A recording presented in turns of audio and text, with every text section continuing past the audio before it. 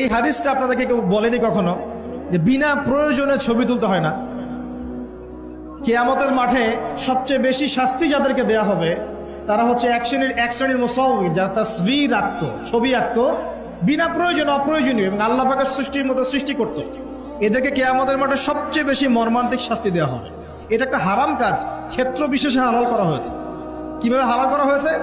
Passport সাইজের ছবি ছাড়া আমার ভিসা হবে না, আমার পাসপোর্ট হবে না, আমার এনআইডি কার্ড হবে না।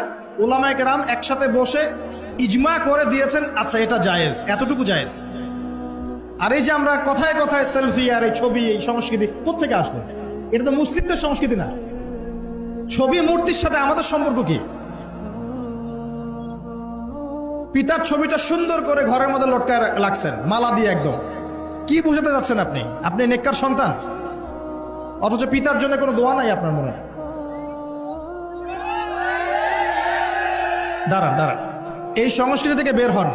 ক্ষেত্র বিশেষে হয়তো কোনো কোনো ক্ষেত্রে করা যাচ্ছে, আমভাবে এই যে মহামারী ছড়িয়ে পড়েছে এটা টোটালি বন্ধ করতে হবে। এবং যুব সমাজকে এই ভার্চুয়াল জগতে না, প্র্যাকটিক্যাল জগতে কাজ করতে হবে। ভার্চুয়াল জগতে কাজ না কম, প্র্যাকটিক্যাল জগতে কাজ বেশি করে।